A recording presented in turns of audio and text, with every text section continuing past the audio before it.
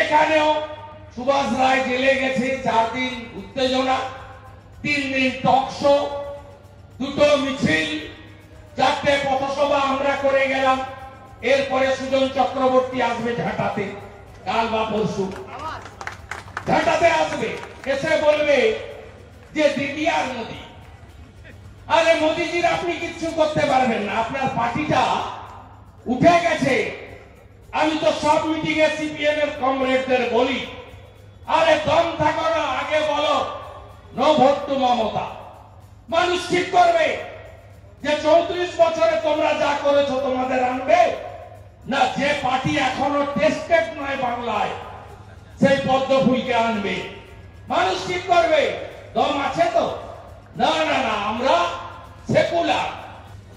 2 দিন আগে পোস্ট করেছে 15 লক্ষ কোটি টাকা নাকি খরচ হচ্ছে প্রয়াগে।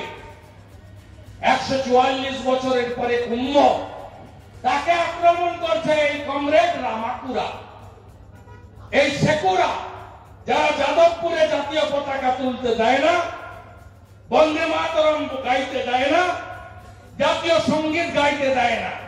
এরাই আমরা চলে যাওয়ার পরে কাল পরশু দেখবেন যতগুলো লোক তার ডবল ঝান্ডা নিয়ে আসে, 2টো কানে 2টো করে ঝান্ডা, উপর থেকে মনে করবেন প্রচুর লোক, প্রত্যেকের কাছে 2টো, পারলে 3টে করে নিয়ে আসে। এর আসবে ঢাকানোর জন্য যে বিজেপি এসেছিল, আমরা বিরোধী দল, আমাদের এখানে কাউন্সিলর নেই, এমএলএ নেই, এমপি নেই, দায়িত্ব আছে আমাদের। এই বিরোধী দল নো সেটিং অপোজিশন। 11তে সূর্য মিশ্র বিরোধী দল নেতা ছিল, বিমান বাবু 59তে ফিশ ফ্রাই খেয়েছেন, 16তে কংগ্রেসের বিরোধী দল নেতা ছিল, কোন ইস্যুতে মুখ খুলত না।